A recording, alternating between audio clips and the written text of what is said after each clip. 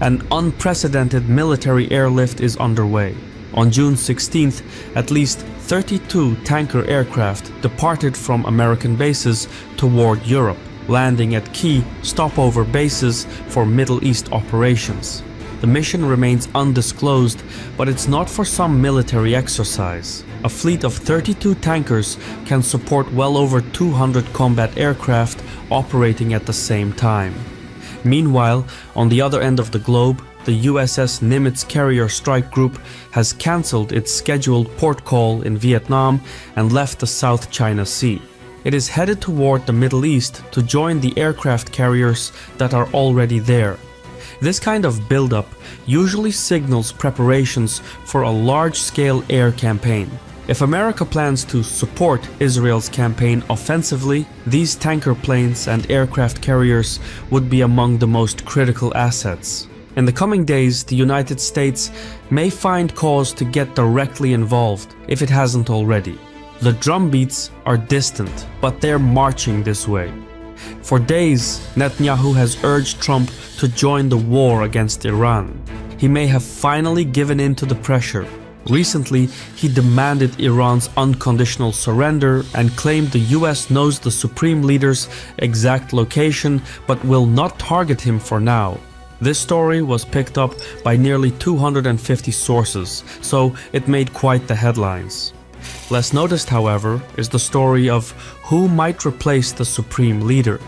Days earlier, Reza Pahlavi, Iran's exiled crown prince, called on the country's security forces to cut ties with the regime and support a mass uprising. This is a major development. Iran has no coherent opposition to speak of, which is why all previous uprisings failed. But with the crown prince stepping in as a dark horse candidate, a unified opposition could emerge. This story has barely been picked up though.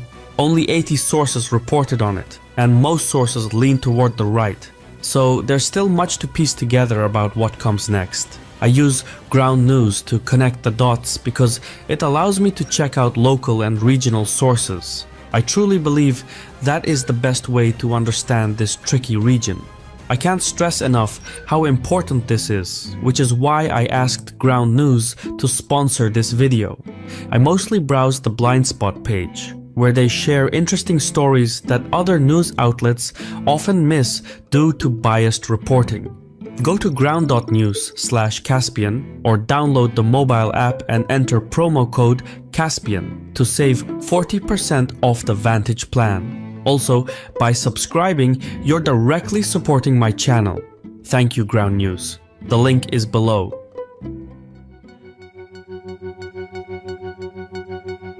Israel's airstrikes have hit hard but not deep enough. Satellite imagery shows damage at Natanz, which is Iran's main uranium facility. Key buildings have been leveled and more than a dozen top scientists have been killed.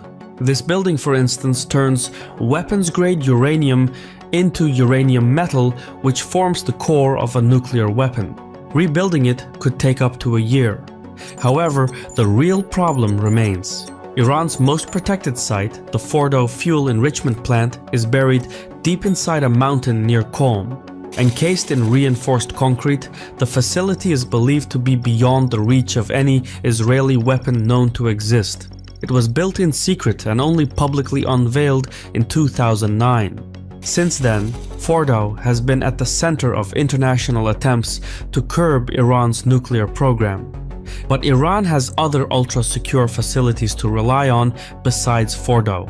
Tehran has recently been building an even deeper, more fortified site known as Pickaxe Mountain Plant. It is built straight into a mountain just a few kilometers south of Natanz. While Fordo is believed to have 2 tunnel entrances, Pickaxe has at least 4, making it much harder to seal off by bombing. Its underground chambers are also believed to offer more floor space. Iran has barred the IAEA from inspecting the site, so most of what is known about Pickaxe comes from open source leaks and a fair amount of speculation. However, if Iran decided to assemble a nuclear weapon while under attack, this is the place they would do it. Conventional bombs simply can't reach it. Israel's best bunker busters, like the US-supplied GBU-28, can penetrate up to 6 meters of concrete, but that is nowhere near enough for the hardened chambers of pickaxe or even Fordo. The only weapon that stands a chance of getting through is the GBU-57 massive ordnance penetrator. This 13,000 kilogram bomb can smash through 61 meters of concrete. It is the most sophisticated bunker buster we know of. But only the US Air Force can deploy it, using the B-2 bomber. No other aircraft is configured to carry it, and Israel has no B-2 bombers. So, to destroy Iran's nuclear program, Natanz, Fordo, and Pickaxe will have to be taken down, and only America can pull the trigger. Admittedly, air power alone may not be enough. Special forces would have to be deployed on the ground to confirm the destruction of each site, but the bottom line is that American involvement, especially in aerial operations, is inevitable. Most of the US tanker aircraft landed in Italy, Spain, and Germany at bases that typically serve as launch pads for operations in the Middle East. Morro Air Base in Spain is one such example. It is a place where tanker aircraft specialize in taking off to refuel B-2 bombers in the air. Doing so would then allow the bombers to keep flying to the Middle East to carry out attacks. So, what we're seeing is the formation of an air corridor designed to sustain a prolonged assault. A fleet of 32 tankers can keep over 200 combat aircraft in the air at the same time. There is no need for that kind of support in a region where the US already has a massive footprint. So, either America is preparing to strike Iran directly, or it is setting up a refueling mission over Iraq or Syria to let Israeli jets carry more bombs instead of external fuel tanks. The latter is the safer bet for the United States. With that many US tanker aircraft refueling Israeli jets, Israel can begin the second phase of the war, the Dahiya Doctrine. And from here, things get dark really fast. The Dahiya Doctrine is a controversial military strategy that involves the use of overwhelming firepower, including attacks on civilian infrastructure to deter enemies. It is named after a suburb of Beirut that was heavily bombed during the 2006 Lebanon War. The doctrine is designed to inflict massive destruction, pressure civilians to turn against local officials, and shift blame onto non-state actors who operate within civilian areas. Former Israeli General Gadi Eisenkot described it bluntly: if a rocket is fired from a village, the entire village becomes a target.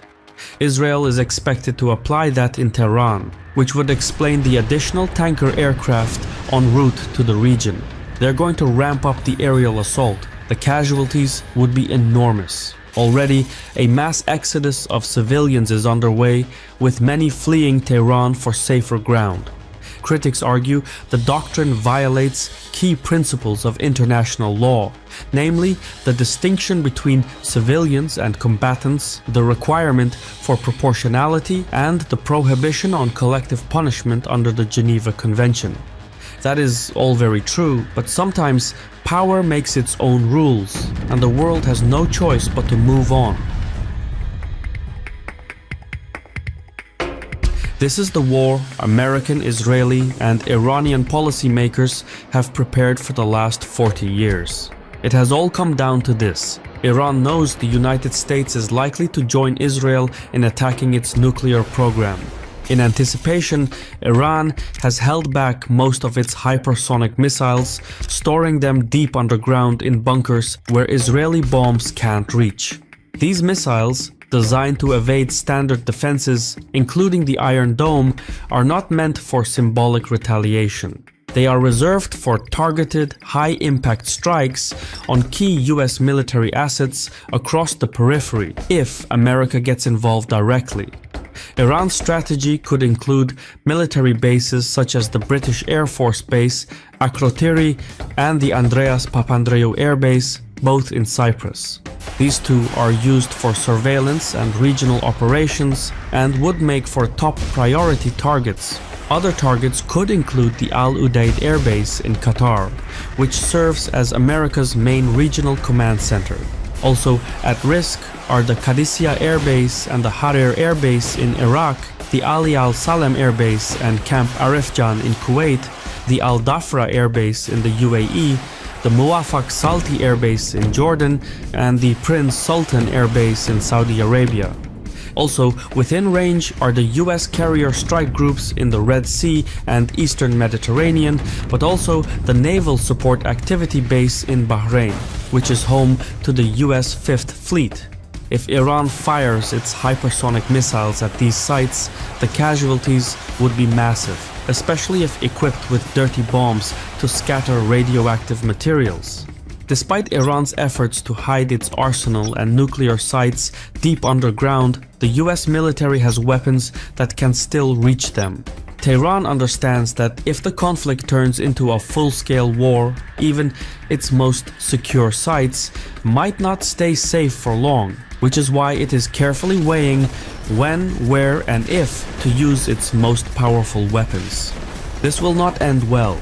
Many will die, but the last time someone struck US bases, they got a glimpse of the portable sun. I've been your host Shirvan from Caspian Report. If you approve of what we do, please leave a comment, hit the like button, and mayhaps share the video. In any case, thank you for your time, and Sawal.